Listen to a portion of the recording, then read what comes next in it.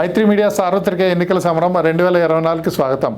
విశాఖ తూర్పులో నెలకొన్న రాజకీయ పరిస్థితులు అభ్యర్థి గెలుపోవటంకి ఎటువంటి అంశాలు ప్రభావితం చేస్తాయి, ఇక 2024 ఎన్నికల్లో ఏ అభ్యర్థి విజయం సాధించబోతున్నారు, ఇటువంటి అంశాలపై విశ్లేషించడానికి మనతో పాటు ఉన్నారు ప్రముఖ రాజకీయ విశ్లేషకులు శ్రీ ధవళేశ్వరపు రవికుమార్ గారు మనతో పాటు ఉన్నారు. రవికుమార్ గారు నమస్తే అండి. నమస్తే అండి. విశాఖ తూర్పు నియోజకవర్గంలో 2014, 2019, 2024 ఎన్నికలకు సంబంధించి మనం ఇప్పుడు విశ్లేషించబోతున్నాం. అవునండి. ఈ విశాఖ తూర్పులో ఎలాంటి రాజకీయ పరిస్థితులు ఉన్నాయండి? విశాఖపట్నంలో చూసుకుంటే కనుక అత్యంత కీలకమైనటువంటి ప్రాధాన్యత కలిగినటువంటి నియోజకవర్గాల్లో విశాఖ తూర్పు నియోజకవర్గం కూడా ఒకటండి. విశాఖ తూర్పు నియోజకవర్గం వరకు చూసుకుంటే కనుక ఇక్కడ అనేక సామాజిక వర్గాలు, ప్రధానంగా ఏంటంటే మత్స్యకార సామాజిక వర్గం, యాదవ సామాజిక వర్గం, అలాగే ఇతర బీసీ సామాజిక వర్గాలతో పాటు శ్రీకాకుళం, విజయనగరం ప్రాంతాల నుంచి వలస వచ్చిన వాళ్ళందరితో పాటు నిండి ఉన్నటువంటి నియోజకవర్గంగా తూర్పు నియోజకవర్గాన్ని మనం చెప్పొచ్చండి. అదే సందర్భంలో చూసుకుంటే అక్కడ ఆరిలోవ దగ్గర నుంచి ఆదర్శ్ నగర్ దగ్గర నుంచి చూసుకుంటే కనుక అలా అత్యంత కీలకమైనటువంటి ఆసియాలోనే ఒకప్పుడు పెద్ద ఒక కాలనీగా ఉన్నటువంటి ఎంఈపీ కాలనీ కూడా ఈరోజు తూర్పు నియోజకవర్గంలో భాగంగానే ఉంది. హసన్స్ బే, అలాగే రామ్నగర్లో కొంత ప్రాంతం, శివాజీపాలెం, ఇసుకతోట, ఇవన్నీ ఈ ప్రాంతాలన్నీ కూడా తూర్పు నియోజకవర్గ పరిధిలోకే వచ్చేటటువంటి పరిస్థితి ఉందండి. అయితే తూర్పు నియోజకవర్గానికి సంబంధించినంత వరకు చూసుకుంటే కనుక ఒక విలక్షణమైన, ఒక విచిత్రమైనటువంటి తీర్పున గత కొన్నేళ్ల నుంచి చూస్తూ వస్తున్నామండి. అయితే ఈసారి చూసుకుంటే కనుక మార్పులు, అలాగే అనేక పరిణామాలు, కొత్తగా చేరుకున్నటువంటి సమీకరణలు, వీటి నేపథ్యంలో విశాఖ తూర్పు నియోజకవర్గం అత్యంత ఆసక్తికరంగాను అత్యంత కీలకంగాను మారిందని చెప్పొచ్చండి. అక్కడ ఉన్న స్థానిక పరిస్థితులే కాకుండా కొన్ని కులాల ఈక్వేషన్స్ కూడా ప్రభావితం చేస్తుంటాయి. ఖచ్చితంగా. అలాగే ఇక్కడ విశాఖ తూర్పుకు సంబంధించి అలాంటి ఎక్కువగా ప్రభావితం చేసే కులాలు ఏమైనా ఉన్నాయండి? విశాఖ తూర్పు నియోజకవర్గాన్ని అభ్యర్థి గెలుపు విషయంలో కీలకమైనటువంటి భూమిక పోషించేటటువంటి ప్రధాన సామాజిక వర్గాలుగా రెండింటిని మనం ఖచ్చితంగా చెప్పొచ్చండి. ఒకటి సాంప్రదాయ మత్స్యకార సామాజిక వర్గం అన్నది అత్యంత కీలకమైంది. వాళ్ళ ఓట్లు కూడా ఎక్కువగా ఉండటంతో పాటు వాళ్ళు ఖచ్చితంగా ఏ అభ్యర్థికి మద్దతునిస్తే కనుక ఖచ్చితంగా ఆ అభ్యర్థి విజయంలో అది ప్రధానమైనటువంటి భూమిక పోషించేటటువంటి సందర్భాన్ని గడిచిన కొన్ని ఎన్నికలను పరిశీలిస్తే మనకి స్పష్టంగా తెలుస్తున్నటువంటి పరిస్థితి ఉందండి. యాదవ సామాజిక వర్గానికి సంబంధించి కూడా ఒక ప్రాధాన్యత అనేది ఉందండి. వాళ్ళ ఓట్లు కూడా కీలకమే తూర్పు నియోజకవర్గంలో తీసుకుంటే కనుక. గతంలో నిల్చున్నటువంటి అభ్యర్థులను చూసుకుంటే కనుక యాదవ సామాజిక వర్గం నుంచే వాళ్ళు కంటెస్ట్ చేశారు సహజంగానే. అయితే ఈ రెండు సామాజిక వర్గాలతో పాటు మిగిలినటువంటి బీసీ వర్గాలు ఏవైతే ఉన్నాయో అవి కూడా ఖచ్చితంగా కీలకంగానే ఉంటాయండి. వీళ్ళందరితో పాటు ఇతర జిల్లాల నుంచి ఇక్కడ వచ్చి స్థిరపడి విశాఖ ప్రాంతానికి వలస వచ్చి స్థిరపడిన వాళ్ళు కూడా విశాఖ తూర్పు నియోజకవర్గంలో ఉన్నారు కాబట్టి వాళ్ళ తాలూకా ఓట్లు కూడా కీలకంగానే మనం పరిగణించాలండి. అంటే ఏ పార్టీకి ఎక్కువగా, ఏ ప్రాంతాల్లో ఎక్కువగా ఓట్లు వచ్చే అవకాశాలు ఉంటాయి? అంటే ఇక్కడ మనం ఒక విషయాన్ని మనం పరిగణలోకి తీసుకోవాలండి. ఏంటంటే ఇది మిక్స్డ్ కాంబినేషన్ అండి. అంటే ఇక్కడ ఎడ్యుకేటెడ్స్ ఉన్నారు, అంటే well ఎడ్యుకేటెడ్స్, employees, next students, educational institutions ఉన్నాయి, ఎంఈపీ లాంటి దాంట్లో అనేక కాలేజీలు ఉన్నాయి. ఇవన్నీ వీటితో పాటు ఇల్లిటరేట్స్ కూడా ఉన్నారు. పూర్తిగా చదువుకు దూరంగా ఉండి ఏవో చిన్న చిన్న వృత్తులు, చేతి వృత్తులు చేసుకుంటూ బ్రతుకుతున్న, జీవనోపాధి పొందుతున్న వాళ్ళు, అలాగే చిన్న చిన్న కూలి పనులు చేసుకుంటూ బ్రతికే వాళ్ళు, ఇలా మిక్స్డ్గానే ఉన్నారు ఇక్కడ ఓటర్లు. అందువల్ల ఏంటంటే ఇక్కడ ఉండేటటువంటి తీర్పు కూడా విలక్షణంగానే ఉంటూ వస్తుందండి ప్రతి సందర్భంలో కూడా. అయితే ఇక్కడ మాస్ ఓటింగ్ అన్నది చాలా కీలకం అండి. గెలుపులో వాళ్ళ తాలూకా పాత్రే ఇక్కడ ఖచ్చితంగా ప్రభావాన్ని చూపించేటటువంటి పరిస్థితి మాత్రం నెలకొందని చెప్పొచ్చండి. 2014, 2019 ఈ ఎన్నికల్లో కూడాను గ్రామీణ ఓటర్లు ఎవరైతే ఉన్నారో వైఎస్ఆర్ కాంగ్రెస్ పార్టీ కొంత అనుకూలంగా ఓటింగ్ జరిగింది. ఇంకా పట్టణ ప్రాంతాలకు సంబంధించి తెలుగుదేశం పార్టీకి అనుకూలంగా ఓటింగ్ జరిగింది. విశాఖ తూర్పు మీరు ఇందాక ఉదాహరించినట్లుగానే ఇక్కడ గ్రామీణ ప్రాంత ఓటర్లు ఉన్నారు, అలాగే పట్టణ ప్రాంత ఓటర్లు ఉన్నారు. ఆశ్చర్యకరంగా పట్టణ ప్రాంత ఓటర్ల కన్నా వలస వచ్చిన కార్మికులు, అలాగే వెనుకబడిన ఓటర్లు వీళ్ళందరూ ఉన్నా సరే కూడాను తెలుగుదేశం పార్టీ అభ్యర్థులు విజయం సాధిస్తూ వస్తున్నారు. దీనికి ప్రత్యేక కారణం ఏమైనా ఉందా? అంటే ఇక్కడ ఇంకొక విషయాన్ని కూడా ప్రస్తావించాల్సినటువంటి అవసరం ఉందండి. విశాఖపట్నంలో ఓవరాల్గా చూసుకుంటే ఒక పాయింట్ ఇక్కడ మెన్షన్ చేయాలి. విశాఖపట్నం అంటే తూర్పు నియోజకవర్గానికి మాత్రమే పరిమితం కాకుండా విశాఖపట్నంలో మెజారిటీ నియోజకవర్గాల్లో ఇవాళ ఇతర ప్రాంతాల నుంచి విశాఖపట్నం ఉపాధి కోసం, వ్యాపారాల కోసం, లేదు అనుకుంటే ఉద్యోగరీత్యా, లేదు అనుకుంటే ఇతరత్ర విశాఖతో అనుబంధాన్ని వాళ్ళు గడిచిన 2 దశాబ్దాలుగానో లేదు 2.5 దశాబ్దాలుగానో వ్యాపార రీత్యా వాళ్ళు ఉపయోగించుకుంటూ ఇక్కడ స్థిరపడిన వ్యక్తులే ఇవాళ విశాఖలో ప్రధాన పార్టీల తరపున అభ్యర్థులుగా మారినటువంటి విచిత్రమైన నేపథ్యం ఉందండి. దీనివల్ల ఏమవుతుందంటే ఎక్కడి నుంచో వచ్చిన వాళ్ళు ఇక్కడ ఖచ్చితంగా వాళ్ళు కంటెస్టెంట్స్ వాళ్ళు అవుతున్నారు, వాళ్ళే విజయం సాధిస్తున్నారు. వాళ్ళు పాలకులుగా మారుతున్నారు, ఈ ప్రాంతానికి సంబంధించిన వాళ్ళు పాలితులుగా మారుతున్నారు. ఈ నేపథ్యంలో ఏంటంటే సహజంగానే స్థానికులకి అనే వాళ్ళకి పూర్తిగా నాయకత్వ స్థాయిలో ఉంటే కనుక వాళ్ళ ఆలోచన విధానం కానీ వాళ్ళ ఆలోచనకి సంబంధించిన దాన్ని ఇంప్లిమెంట్ చేయడం కానీ లేదా వాళ్ళ చైతన్య స్థాయిలో కానీ మార్పు ఉంటుందండి. లేదు వేరే ప్రాంతం నుంచి ఇక్కడికి వచ్చినప్పుడు సహజంగా పార్టీల కన్నా స్థానికంగా ఆ వ్యక్తులకు ఉండేటటువంటి ఇమేజే అక్కడ కీలకమైనటువంటి పాత్ర పోషించే సందర్భం ఉంటుందండి.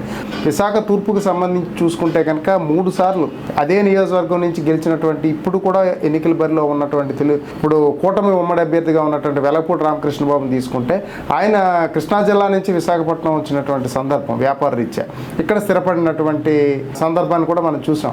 ఆయనకి ఏంటంటే మిగిలినటువంటి వలస ప్రాంతాల నుంచి ఇతర జిల్లాలు విజయనగరం, శ్రీకాకుళం, ఉత్తరాంధ్ర నుంచి వచ్చిన వాళ్ళ తాలూకా ఓట్లతో పాటు ఇక్కడ మత్స్యకార సామాజిక వర్గం ఓట్లతో ఆయన 3 సార్లు కూడా గెలవగలిగినటువంటి పరిస్థితిని మనం చూసామండి ప్రత్యక్షంగా. రవికుమార్ గారు 2014-19 ఎన్నికలను కూడా మనం స్టాటిస్టికల్గా కానీ తీసుకున్నట్లయితే కొంతవరకు మనం అనాలిసిస్ మీలాంటి విశ్లేషణలు చేయొచ్చు కదండి. అవునండి. దీంతో మనం ఒకసారి ముందుగా 2014 నుంచి స్టార్ట్ చేద్దాం. అవునండి. 2014 ఎన్నికలు కానీ మనం చూసుకున్నట్లయితే తెలుగుదేశం పార్టీ నుంచి వెలగపూడి రామకృష్ణబాబు పోటీ చేయగా వైఎస్ఆర్ కాంగ్రెస్ పార్టీ నుంచి వంశీకృష్ణ శ్రీనివాస్ యాదవ్ పోటీ చేశారు. అవునండి.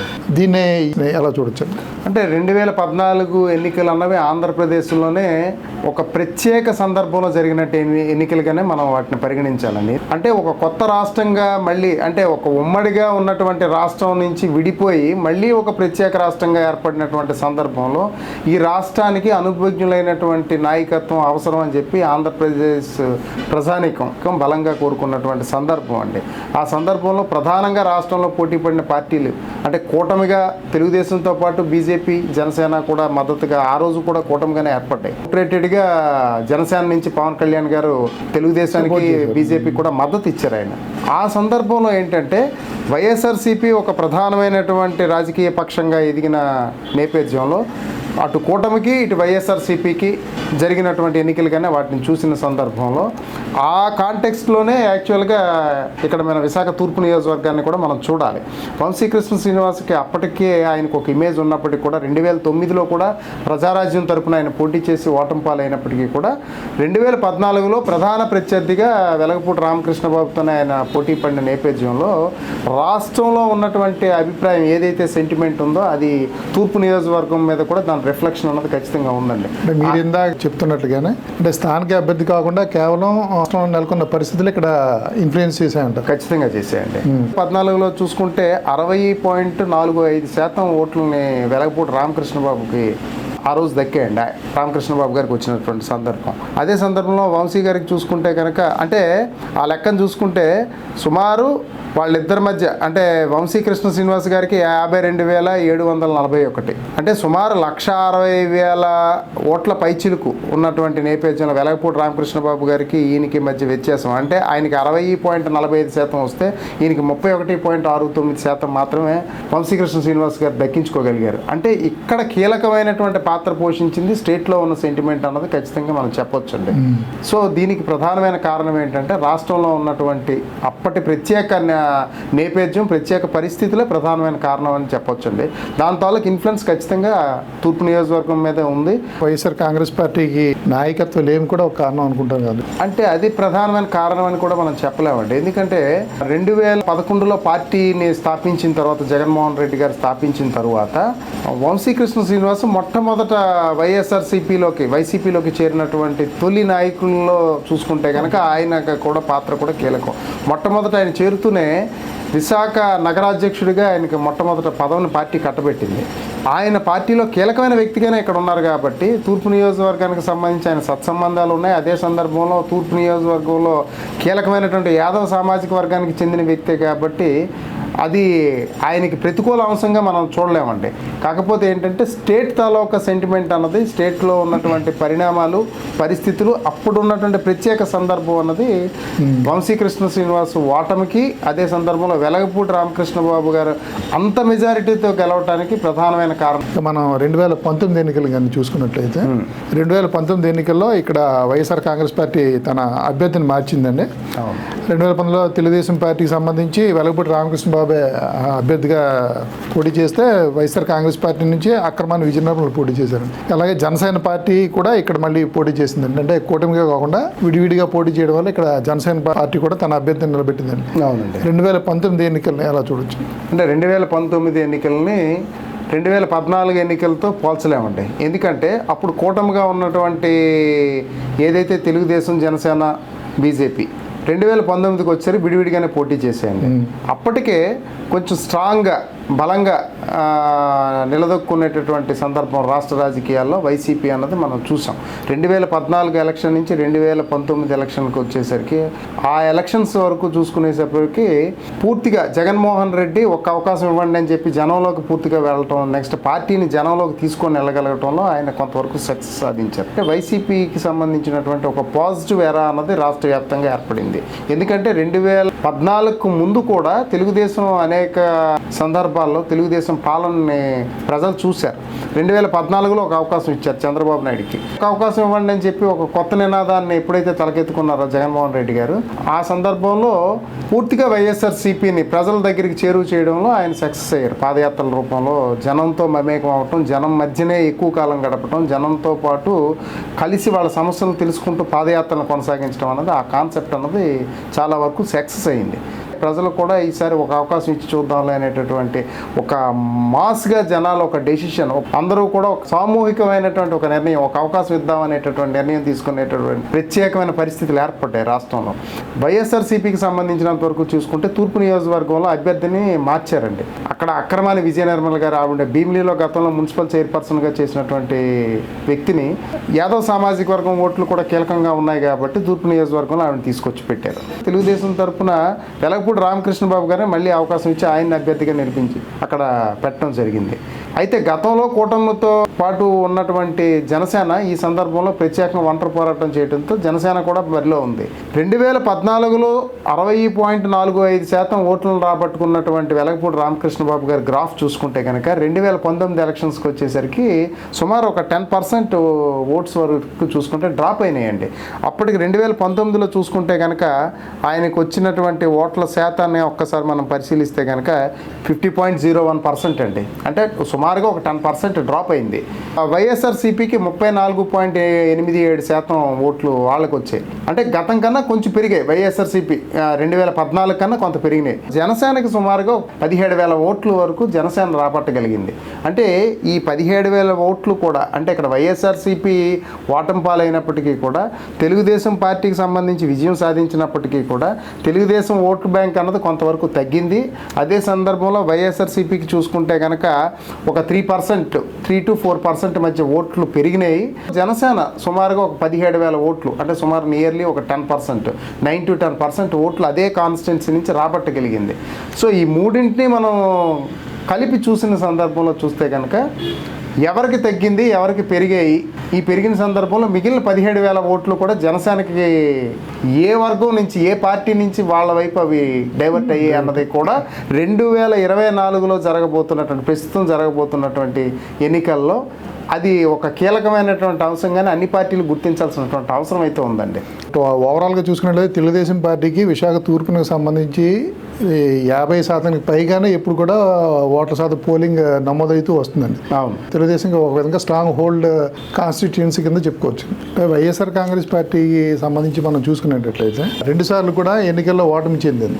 చివరి నిమిషంలో వంశీకృష్ణ శ్రీనివాస యాదవ్ని తప్పించి అక్రమానికి సీటు కేటాయించడం, ఇలాంటి పరిస్థితులు ఏమైనా తమ ఓటమిని దారితీసాయంటారు? అంటే అది కూడా కొంత ప్రతికూలమైనటువంటి పరిస్థితి అండి. లోకల్ ఈక్వేషన్స్, అలాగే ఏదైతే చివరి నిమిషంలో అభ్యర్థి మార్పులు, ఇవన్నీ కూడా కారణాలు అయి ఉండొచ్చు. అది కూడా కొంత. ఇక ముఖ్యంగా 2024లో జరుగుతున్న ఎన్నికలు మళ్ళీ కూటమిగానే వస్తున్నాయి. అవునండి. సో వైఎస్ఆర్ కాంగ్రెస్ పార్టీ నుంచి ఎంవివి సత్యనారాయణ మళ్ళీ అభ్యర్థిని మార్చారు ఇక్కడ. అవును. తెలుగుదేశం పార్టీ వెలగపూడి రామకృష్ణ బాబాయ్ 4వసారి మళ్ళీ పోటీలో ఉంటున్నారు. ఇప్పటి ఎన్నికల్ని ఎలా విశ్లేషిస్తారు? అంటే 3 సార్లు వెలగపూడి రామకృష్ణ బాబు గారు గెలవటం అన్నదాన్ని మనం చూసాం. హ్యాట్రిక్ విజయం అయింది విశాఖ తూర్పు నియోజకవర్గంలో. ఇప్పుడు మళ్ళీ వైఎస్ఆర్సీపీ పార్టీ క్యాండిడేట్ని మార్చడం అంటే గతంలో, అంటే 2019లో ఎంపీగా ఎవరైతే గెలిచారో అదే వ్యక్తిని విశాఖ తూర్పు నియోజకవర్గం ఇన్ఛార్జ్ చేసి తర్వాత ఆయనకే టికెట్ ఇచ్చి వాళ్ళ అభ్యర్థిగా నిలబెట్టింది.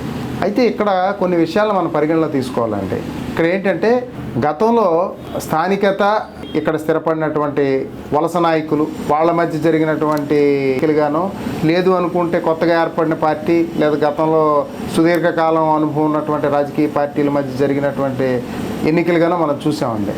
అలాగే సామాజిక వర్గాల పరంగా కూడా చూసుకుంటే కానీ భిన్నమైన సామాజిక వర్గాలు పోటీ పడిన సందర్భాన్ని మనం చూస్తూ వచ్చాం. కానీ 2024లో విచిత్రమైన పరిస్థితి ఏంటంటే ఇద్దరూ స్థానికులు కాదు. ఇది చాలా కీలకమైన అంశం. తూర్పు నియోజకవర్గంలో ఇవాళ పోటీ పడుతున్నటువంటి వైఎస్ఆర్సీపీ నుంచి పోటీ పడుతున్నటువంటి ఎంఈవి సత్యనారాయణ గారు కావచ్చు, లేదు తెలుగుదేశం నుంచి 4వ విడత పోటీ చేస్తున్నటువంటి వెలగపూడి రామకృష్ణ బాబు గారిని చూసుకున్నా కూడా ఆయన కూడా స్థానికులు కాదు.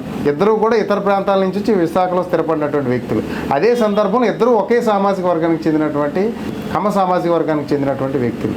వీళ్ళ మధ్య ఉన్నటువంటి పోటీని చూసుకుంటే కనుక ఇక్కడ మిగిలినటువంటి సామాజిక వర్గాలన్నీ కూడా ఈ ఒకే సామాజిక వర్గం నుంచి పోటీ చేస్తున్నటువంటి వీళ్ళకి సంబంధించి ఓట్లు వేయాల్సినటువంటి పరిస్థితి అండి. ఈ నేపథ్యంలో ఏంటంటే అత్యంత ఆసక్తికరంగా కూడా మారింది. తూర్పు నియోజకవర్గం అన్నది మిగిలిన ఈ నియోజకవర్గాలన్నిటికన్నా కూడా భిన్నంగానే చూడాల్సినటువంటి సందర్భం. ఎందుకంటే ఆర్థికంగాను, రెండోది అదే సందర్భంలో ఒక 3 దశాబ్దాల పాటు విశాఖతో అనుబంధాన్ని వాళ్ళు కలిగి ఉన్నటువంటి వ్యక్తులుగాను, పారిశ్రామికవేత్తలుగానో లేకపోతే వ్యాపారవేత్తలుగానో, విశాఖలో పలుకుబడి ఉన్నటువంటి వ్యక్తులుగానో ఉన్న నేపథ్యం వాళ్ళది. అదే సందర్భంలో ఎంపీగా గతంలో మొన్న 2019లో గెలిచినటువంటి వ్యక్తి ఇవాళ ఎమ్మెల్యేగా తలపడుతుంటే 3 సార్లు హ్యాట్రిక్ విజయాన్ని సాధించి 4వసారి కూడా విజయాన్ని దక్కించుకోవాలి కూటమి ఉమ్మడి అభ్యర్థిగా ఇవాళ రంగంలో దిగినటువంటి వెలగపూడి రామకృష్ణ బాబు గారు. సో వీళ్ళిద్దరూ పోటీ అన్నది ఖచ్చితంగా చూసుకుంటే కనుక విశాఖ అర్బన్లో మిగిలిన ఏ కాన్స్టిట్యున్సీలో కూడా లేనటువంటి ఒక ఆసక్తికరమైనటువంటి ఒక ప్రత్యేకమైనటువంటి పోటీగానే దాన్ని మనం చూడాలండి. అయితే ఇక్కడ దీనికి సంబంధించి విశ్లేషించుకోవాలి అని అనుకుంటే కనుక ఇక్కడ ఏవైతే సామాజిక వర్గాలు గంపగుత్తుగా ఇంతకు ముందు ఒకే ప్రాంత అంటే ఒకే నాయకుడికి ట్రాన్స్ఫర్ చేస్తూ ఒకే పార్టీకి ట్రాన్స్ఫర్ అవుతూ వచ్చాయో ఇవాళ ఆ ఓట్లు ఖచ్చితంగా చీలిపోయేటటువంటి పరిస్థితి ఉందండి. ఎందుకంటే ఇద్దరూ బలమైనటువంటి ప్రత్యర్థులుగా ఉన్న సందర్భంలో బలమైనటువంటి పార్టీలు 2 పార్టీల నుంచి వస్తున్నటువంటి బలమైన నాయకులుగా ఉన్నప్పుడు ఆర్థికంగాను అదే సందర్భంలో వాళ్ళ ప్రచారంలో కానీ లేదంటే మిగిలినటువంటి అన్ని అంశాల్లో కూడా సమఉజ్జీలుగా ఉన్నటువంటి సందర్భంలో వాళ్ళు తలపడుతున్న నేపథ్యంలో ఏవైతే ఇవాళ మత్స్యకార సామాజిక వర్గం కానీ యాదవ సామాజిక వర్గం కానీ అదే బీసీలు మిగిలిన వాళ్ళు ఎవరైతే ఉన్నారో వాళ్ళు నెక్స్ట్ ఇతర ప్రాంతాల నుంచి వచ్చి ఇక్కడ స్థిరపడినటువంటి వాళ్ళు ఎవరైతే ఉన్నారో వాళ్ళ తాలూకు ఓట్లు పూర్తిగా చీలిపోయే పరిస్థితి ఉంది. ఈ చీలిపోయే ఓట్లకు సంబంధించినంత వరకు గతంలో జనసేన అన్నదానికి ఒక 17,000 ఓట్లు వచ్చినప్పటికీ కూడా మళ్ళీ కూటమి అప్పుడు ఒంటరి పోరాటం ఇవాళ మళ్ళీ కూటమిలో భాగంగానే ఉంది కాబట్టి సో ఇవాళ బీజేపీ ఓట్లు కానీ లేదా జనసేన ఓట్లు కానీ వాటితో పాటు సాంప్రదాయంగా వస్తున్నటువంటి తెలుగుదేశం ఓట్లు ఈ బలం అన్నది వెలగపూడి రామకృష్ణ బాబు గారికి ఉంది అని చెప్పి మనం అనుకుంటే అలాగే ఒక ఎంపీగా విశాఖ ఎంపీగా పోటీ చేసి బహుముఖ పోటీలో 2019 బహుముఖ పోటీ చాలా కీలకమైనటువంటి ప్రతిష్టాత్మకంగా జరిగినటువంటి 2019 ఎన్నికల్లో దాంట్లో గెలిచి 5 ఏళ్ల పాటు ఎంపీగా కొనసాగి ఇవాళ మళ్ళీ ఎమ్మెల్యేగా పోటీ చేస్తున్నటువంటి ఎంఈవి సత్యనారాయణ గారు కూడా అంతే ధీటుగా ఆయన కూడా ప్రచారాన్ని వాళ్ళు చేస్తున్నటువంటి సందర్భాన్ని మనం చూస్తున్నాం. ప్రభుత్వం అమలు చేస్తున్నటువంటి సంక్షేమ పథకాలన్నీ కూడా ఖచ్చితంగా ఆయనకు అండగా ఉంటాయి, ఖచ్చితంగా ప్రజల నుంచి ఆ విధంగా నాకు మద్దతు వస్తుంది అనేటువంటి బలమైన విశ్వాసంతో ఆయన కూడా పోటీ పడుతున్నటువంటి నేపథ్యంలో ఒక ఇద్దరు బలమైన శక్తివంతమైనటువంటి చరిష్మా కలిగినటువంటి నాయకులు ఇద్దరు పోటీ పడుతున్న నేపథ్యంలో తూర్పు ప్రజలు తాలూకా ఓట్లు అన్నవి ఎవరికి ఎక్కువ ట్రాన్స్ఫర్ అవుతాయి అన్నది ఒక అత్యంత ఆసక్తికరమైనటువంటి అంశంగానే మనం చూడాలి. ఈ ఎన్నికల్లో 2024 ఎన్నికల్లో 2019 నుంచి 24 వరకు 5 సంవత్సరాలు ఈ 5 సంవత్సరాల పాటు జరిగిన కొన్ని కారణాలు కొన్ని పరిస్థితులు కూడా ఉన్నాయి కదా. అవునండి. కొన్ని ఇష్యూస్ జరిగాయి మన 2019 నుంచి 24 వరకు చూసుకున్నాం విశాఖ తూర్పుకు సంబంధించి. ఈ ఇష్యూస్ ఈ ఎన్నికల్లో ఎలాంటి ప్రభావం చూపబడుతున్నాయండి? ఉదాహరణకు మనం మత్స్యకారుల మధ్యలో జరిగిన రింగుల వల్ల ఇష్యూ గొడవ జరిగింది. దాన్ని అధికార పార్టీ కొంతవరకు సమర్థవంతంగా ఎదుర్కొన్నా సరే కూడా పూర్తిగా పరిష్కారం చూపలేకపోయింది అన్న విమర్శ కూడా అవుతుంది. అలాగే ఇక మనం తెలుగుదేశం పార్టీకి సంబంధించి చూసుకునేటట్లయితే తెలుగుదేశం అభ్యర్థి అంటే అధికారం లేకపోవడం వల్ల ప్రజల్లో అంతగా కనిపించలేదు, ప్రజల్లో తిరగలేదు, ప్రజలతో మమేకం అవ్వలేదు అన్న విమర్శ కూడా ఉందండి. ఇక వైఎస్ఆర్ కాంగ్రెస్ పార్టీకి సంబంధించి మనం బలాలను చూసుకున్నట్లయితే ఏదైతే సంక్షేమం అని చెప్తున్నారు వాళ్ళు, ఇక 2019, 2024లో వెలగపూడి రామకృష్ణ బాబు సంబంధించి చూస్తే ఎన్డీఏ కూటమి ఇవి ఏవి ఎక్కువగా ప్రభావితం చూపించే అవకాశం ఉండదు? అంటే ఇక్కడండి తూర్పు నియోజకవర్గానికి సంబంధించినంత వరకు చూసుకుంటే కనుక ఇప్పటికీ అక్కడ ఉన్నటువంటి ప్రధానమైనటువంటి సామాజిక వర్గాల తాలూకు సమస్యలు మీరు ప్రస్తావించినట్టు సమస్యలుగానే ఉండిపోయాయండి. అది 2 సార్లు గెలిచినా 3 సార్లు గెలిచినా లేదు అనుకుంటే కనుక ఖచ్చితంగా మా సమస్యలు, మా దీర్ఘకాలికంగా ఉండేటటువంటి సమస్యలకు ఒక పరిష్కారం దొరుకుతుందని చెప్పి తూర్పు నియోజకవర్గ ప్రజలు ఏదైతే ఆశించారో, ఏదైతే నమ్మకంతో అభ్యర్థులను గెలిపించుకుంటూ వస్తున్నారో ఆ విధంగా చూసుకుంటే కనుక అంటే ఎవరు గెలిచినా ఎంపీని గెలిపించుకున్న ఆ రోజు విశాఖ ప్రాంత ప్రజలు తూర్పు నియోజకవర్గం తాల కంట్రిబ్యూషన్ కూడా కొంత ఖచ్చితంగా ఉంటుంది కదండి.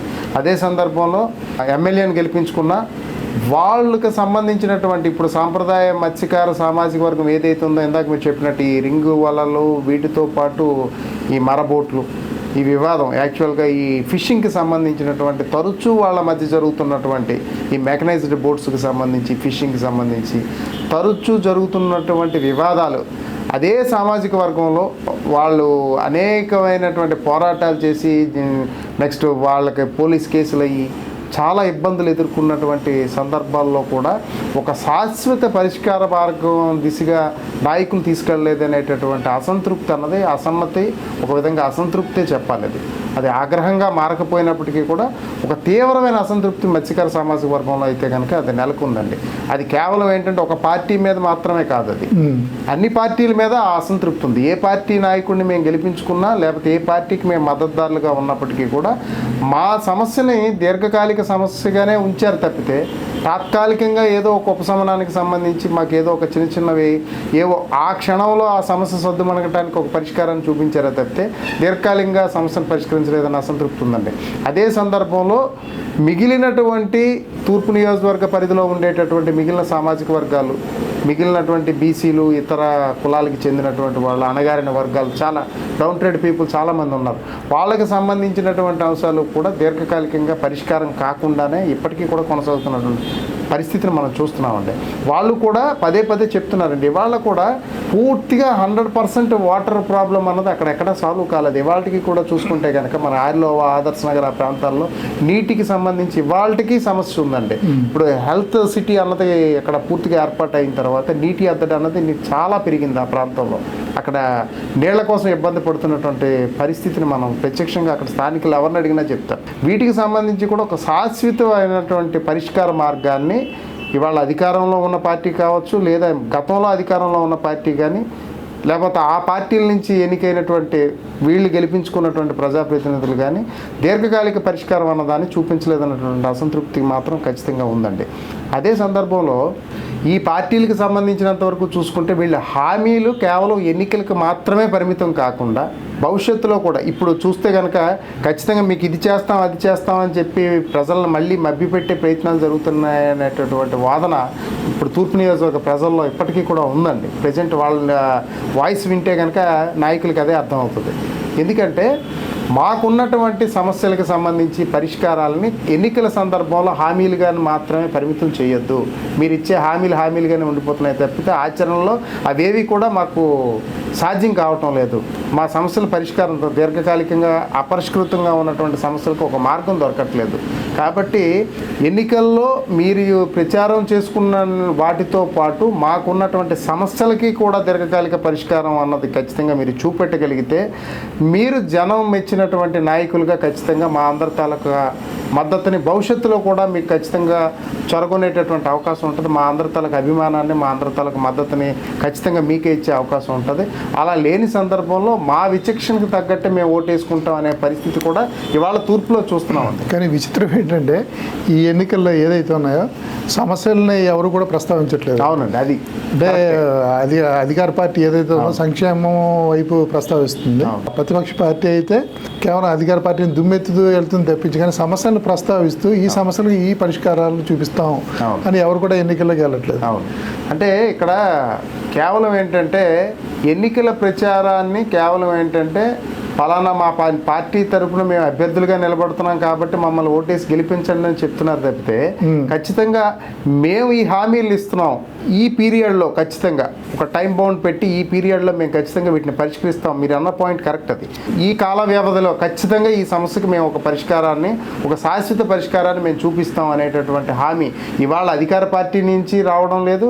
అదే సందర్భంలో 3 విడతలుగా ఇక్కడి నుంచి పోటీ చేసినటువంటి అభ్యర్థి వెలగపూడి రామకృష్ణబాబు గారి దగ్గర నుంచి రావట్లే, ఇటు ఎంఈవి సత్యనారాయణ గారి దగ్గర నుంచి కానీ అటు వెలగపూడి గారి దగ్గర నుంచి కూడా ఒక విస్పష్టమైనటువంటి హామీ అన్నది నియోజకవర్గ ప్రజలకు అందుతున్నటువంటి పరిస్థితి అయితే కనిపించడం లేదండి. అయితే కేవలం ఏంటంటే మీరు ఇందాక ఒక పాయింట్ చెప్పినట్టు ఏంటంటే ప్రచారం ఎంత విస్తృతంగా తీసుకున్నా వాళ్ళ సమస్యలకు పరిష్కారం అన్నది ఖచ్చితంగా చూపించకపోతే, హామీ ఇవ్వకపోతే, ఒక విస్పష్టమైనటువంటి భరోసా అన్నది వాళ్ళకి రాకపోతే కనుక ఓటర్లలో గతంతో పోల్చుకుంటే చాలా చైతన్యవంతం అన్నది వాళ్ళు కూడా చైతన్యవంతులుగా మారారండి. ఓటర్లు ఖచ్చితంగా వాళ్ళ తాలూకా విచక్షణను ఉపయోగించి, వాళ్ళ తాలూకా చైతన్యాన్ని ఉపయోగించి ఖచ్చితంగా ఒక విలక్షణమైన తీర్పునే ఖచ్చితంగా ఇస్తారండి. రవికుమార్, ఇక ఫైనల్గా ఈ 2024 ఎన్నికల్లో ఇరువురు పార్టీల మధ్యలో ఎవరికి విజయ అవకాశాలు ఎక్కువగా ఉన్నాయి మీ విశ్లేషణ? అలాగే ఎవరికి ఎక్కువ బలాలు బలహీనతలు కూడా అది మనం చూసుకుంటే అధికార పార్టీ ప్రధానంగా ప్రచారం చేసుకుంటున్నది, నెక్స్ట్ వాళ్ళు బలంగా నమ్ముతున్నది ఏంటంటే మేము ఈ 5 ఏళ్లలో ఇప్పటి వరకు ఏ ప్రభుత్వం కూడా పూర్తిగా రాష్ట్రంలోనే కాదు దేశంలోనే అమలు చేయనంత సంక్షేమాన్ని మేము ఈ రాష్ట్రంలో అమలు చేశాం కాబట్టి, సంక్షేమ పథకాల ద్వారా ప్రజలందరికీ కూడా మేము మేలు చేశాం కాబట్టి, వాళ్ళు లబ్ధి పొందారు కాబట్టి ఖచ్చితంగా వాళ్ళందరూ కూడా మాకే మద్దతుదారులుగా ఉంటారు, వాళ్ళ ఓట్లు మాకే వస్తాయనేటటువంటి ఒక బలమైనటువంటి నమ్మకంతో అధికార పార్టీ ఉందండి. అదే సందర్భంలో ఇవాళ ప్రధాన ప్రతిపక్షంగా కూటమిగా ఉన్నప్పటికీ కూడా జనసేన, బీజేపీ, తెలుగుదేశం ఉన్నప్పటికీ కూడా తెలుగుదేశం ప్రధాన కూటమిలో కీలకమైనటువంటి పార్టీ, ప్రధానమైనటువంటి పార్టీగా ఉంది కాబట్టి తెలుగుదేశం తరపునే 3 సార్లు ఇక్కడ విజయం సాధించినటువంటి వెలగపూడి రామకృష్ణబాబు గారిని మనం చూసుకుంటే కనుక, అభ్యర్థిగా ఆయన చూసుకుంటే కనుక ప్రధానమైనటువంటి ప్రతిపక్షం ఏముంటుందంటే కేవలం సంక్షేమం అన్నది కాదు, అభివృద్ధి అన్నది కూడా ఖచ్చితంగా చేయాలి. ఈ 5 ఏళ్లలో రాష్ట్రాన్ని పూర్తిగా అధోగతి పాలు చేసిన తప్పితే అభివృద్ధి అన్నది పూర్తిగా లేదు.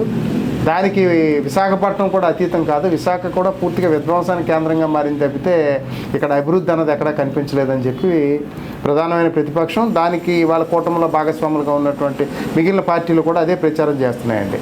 అంటే సంక్షేమం మీద నమ్మకం పెట్టుకున్నటువంటి పార్టీ తరఫున మన ఎంఈవి సత్యనారాయణ గారి వాళ్ళ ప్రధానమైనటువంటి పోటీదారుగా వైఎస్ఆర్సీపీ తరఫున ఉంటే, సంక్షేమం కాదు పూర్తిగా అభివృద్ధే లేకుండా విశాఖను నాశనం చేశారు, సో మేము వస్తేనే తెలుగుదేశం తరఫున మళ్ళీ ఖచ్చితంగా తెలుగుదేశం అధికారంలోకి వస్తేనే సంక్షేమ అభివృద్ధి రెండూ కూడా జరుగుతాయని చెప్పి ప్రచారం చేస్తూ ఆ పార్టీ తరఫున వెలగపూడి రామకృష్ణబాబు గారు పోటీ చేస్తున్నారు. వైఎస్ఆర్సీపీ తరఫున చూసుకుంటే కనుక గతంలో ఎంపీగా పోటీ చేసిన, గెలిచి 5 ఏళ్ల పాటు ఎంపీగా విశాఖ ఎంపీగా ఉన్నటువంటి ఎంఈవి సత్యనారాయణ గారి మీద చూసుకుంటే 5 ఏళ్ల కాల వ్యవధిలో ఆయన అనేక వివాదాల కేంద్ర బిందువుగా మారిన సందర్భం చూసాం.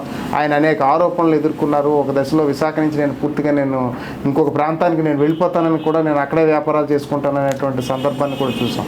అనూహ్యంగా ఇవాళ మళ్ళీ ఆయనే విశాఖ తూర్పు నుంచి పోటీ చేస్తున్నారు కాబట్టి ఆ వివాదాలు, వాటికి సంబంధించినటువంటి కారణాలు, వాటికి సంబంధించిన అంశాలు పక్కన పెడితే కనుక ఇవాళ ఆయన వైఎస్ఆర్సీపీ తరఫున ఒక బలమైనటువంటి అభ్యర్థిగా ఇవాళ ఇక్కడ ఉన్నారు కాబట్టి ఖచ్చితంగా తూర్పులో ఆయన ప్రచారంలో మొదటి నుంచి దూకుడుగా వెళ్తున్నప్పటికీ కూడా ప్రజలకు సంబంధించినంత వరకు కూడా ఏ మేరకు ఆయన మమేకం అవ్వగలుగుతారు, ప్రజలకు సంబంధించి తూర్పు ప్రజలకు సంబంధించినంత వరకు చూసుకుంటే వాళ్ళని తన మద్దతుదారులుగా ఆయన ఎలా మలుచుకోగలుగుతారు అనే దాని మీద ఆయన తాలూకా విజయ అవకాశాలు అన్నవి ఖచ్చితంగా ఆధారపడి ఉంటాయండి. అదే సందర్భంలో మరొక విషయాన్ని కూడా ప్రస్తావించాలండి. ఎందుకు అంటే విశాఖ ఎంపీ అనగానే దాని తాలూకా పరిధి చాలా విస్తృతమైంది, ఒక నియోజకవర్గానికి మాత్రమే పరిమితం కాని సందర్భం. కానీ ఇవాళ ఒక నియోజకవర్గానికి పరిమితం అవుతున్నటువంటి నేపథ్యంలో ఈ నియోజకవర్గానికి సంబంధించినంత వరకు కేవలం ప్రచారానికే పరిమితం కాకుండా నియోజకవర్గంలో ఉన్నటువంటి సమస్యలకు ఒక దీర్ఘకాలిక ప్రాతిపదికన పరిష్కార మార్గాల్ని కూడా ప్రచారంలో చెప్పగలిగి ప్రజల తాలూకా మద్దతును కూడగట్టుకోవడంలో ఆయన సఫలీకృతం అయితే ఆయన విజయ అవకాశాలు దాని మీద ఆధారపడి ఉంటాయని చెప్పొచ్చండి. ఇక వెలగపూడి రామకృష్ణబాబు గారు చూసుకుంటే కనుక ఆయన బలాలు బలహీనతలు చూసుకుంటే 3 సార్లు అదే నియోజకవర్గం నుంచి గెలిచి ఒక హ్యాట్రిక్ సాధించినటువంటి నాయకుడిగా ఆయనకు ఒక గుర్తింపు ఉంది. అదే సందర్భంలో ఒక మాస్ ఇమేజ్ అన్నది కూడా ఆయనకు ఉందండి. ఖచ్చితంగా జనంతో మమేకం అవుతారు, ఏ సమస్య వచ్చినా వెంటనే స్పందిస్తారు, ఒక వ్యక్తిగా చూసుకుంటే కనుక ఆయన ఎమ్మెల్యే అన్న ప్రోటోకాల్ని కూడా పక్కన పెట్టి ఇమీడియట్గా అక్కడికి వెళ్ళి వాళ్ళతో కలిసేటటువంటి సందర్భం ఉందని చెప్పి ఆయనకి ఆ ఒక మాస్ ఇమేజ్ అన్నది ఖచ్చితంగా ఉందండి. అయితే 3 సార్లు ఆయన ఎమ్మెల్యేగా సుమారు ఒక 15 సంవత్సరాల పాటు సుదీర్ఘకాలం అదే నియోజకవర్గానికి ప్రాతినిధ్యం వహించినటువంటి వ్యక్తిగా చూసుకుంటే కనుక ఖచ్చితంగా పూర్తిగా ఆ నియోజకవర్గ ప్రజల తాలూకా సమస్యలు పరిష్కరించడంలో ఏ మేరకు సాధించారు, ఏ మేరకు ఆయన వాళ్ళ తాలూకా సమస్యలకు ఒక పరిష్కార మార్గాన్ని చూపించగలిగారు అన్నది, అంటే పూర్తిగా ఇప్పటికే ఆయన చేసినటువంటి పనుల మీద సంతృప్తిగా ఉన్నారా నియోజకవర్గ ప్రజలు, లేదు ఎంతో కొంత అసంతృప్తి ఉందా, ఆ అసంతృప్తి ఏ మేరకు ఉంది, ఏ సామాజిక వర్గాల్లో ఉన్నాయి, లేకపోతే ఏ సెక్షన్ ఆఫ్ పీపుల్లో ఉంది అన్న దాన్ని ఖచ్చితంగా ఆయన ఐడెంటిఫై చేసి దాన్ని ఖచ్చితంగా ఆయన అనుకూలంగా మలుచుకోగలిగితేనే ఆయన విజయ అవకాశాలు ఆధారపడి. ప్రధానంగా కూడాను వైఎస్ఆర్ కాంగ్రెస్ పార్టీకి కానీ చూసుకున్నట్టయితే 2014లో పోటీ చేసిన వంశీకృష్ణ యాదవ్, అలాగే 2019లో పోటీ చేసిన అక్రమాన్ విజయనగరంలో ఇద్దరు కూడా పార్టీని వీడి వేరే వేరే పార్టీలు వచ్చారు. ఇదే ఎంతవరకు ఎఫెక్ట్ పడుతుందండి? ఖచ్చితంగా దాని తాలూకు ఇంపాక్ట్ ఉంటుందండి, లేదని మనం చెప్పలేం. ఎందుకంటే అక్రమాన్ విజయ నిర్మల్ గారు కూడా ఒక బలమైన సామాజిక వర్గానికి చెందినటువంటి యాదవ్ సామాజిక వర్గానికి చెందినటువంటి నాయకురాలుగానే ఆవిడ ఎస్టాబ్లిష్ అయ్యారు కాబట్టి 2019 ఎన్నికల్లో ఆవిడ కూడా పోటీ చేశారు కాబట్టి ఇవాళ ఆవిడ కూటమిలో కీలకమైనటువంటి తెలుగుదేశం పార్టీలో చేరారు ఆవిడ. అదే సందర్భంలో 2009, 2014లో పోటీ చేసినటువంటి వంశీకృష్ణ శ్రీనివాస్ ఇవాళ జనసేన కూటమిలో మరో ప్రధానమైనటువంటి భాగస్వామిగా ఉన్నటువంటి జనసేన పార్టీ నుంచి ఇవాళ విశాఖ దక్షిణం నుంచి పోటీ చేస్తున్నటువంటి సందర్భం అండి. ఆయనకి కూడా ఎందుకంటే తూర్పు నియోజకవర్గ సమన్వయకర్తగా ఆయన ఎంవివి సత్యనారాయణ గారు సమన్వయకర్తగా నియామకం కానక ముందు వంశీకృష్ణ శ్రీనివాస్ గారే అదే నియోజకవర్గానికి ఇన్ఛార్జిగా ఉన్నారు. అయితే ఆ నేపథ్యంలో విశాఖ తూర్పు నియోజకవర్గానికి సంబంధించి సత్సంబంధాలు ఇవాళకి కూడా వంశీకృష్ణ శ్రీనివాస్ గారికి ఉండే ఉంటాయి, ఖచ్చితంగా లేవని మనం చెప్పలేం.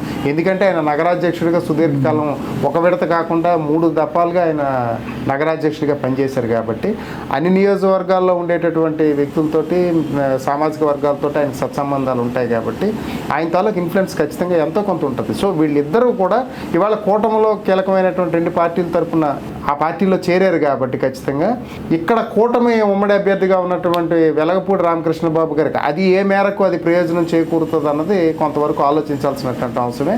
అయితే ఒకవేళ గతంలో మనం 2019 ఎలక్షన్లో అక్కడ జనసేనకు కూడా ఒక 17,000 ఓట్లు ఉన్నాయి కాబట్టి ఖచ్చితంగా ఆ ఓట్లని ఇవాళ ఖచ్చితంగా పరిగణలో తీసుకోవాలి. ఎవరు తీసుకోవాలండి? ఖచ్చితంగా ఇవాళ వైఎస్ఆర్సీపీ తరఫున పోటీ చేసిన ఎంవివి సత్యనారాయణ గారు.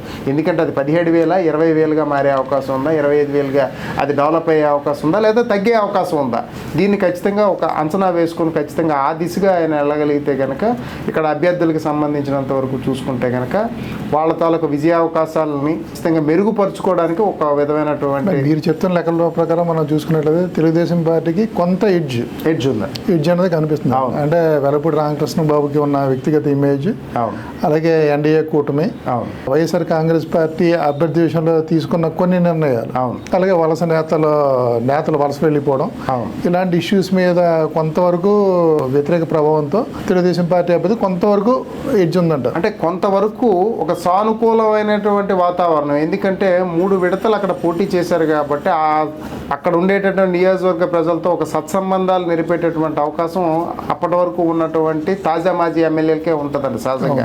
ఇప్పుడు కొత్తగా అక్కడ మళ్ళీ ఇంకొక నాయకత్వం అన్నది ఎస్టాబ్లిష్ అవ్వాలి అని అనుకుంటే ముందు ప్రజలు ఆ నాయకుడిని విశ్వసించాలి, నమ్మాలి.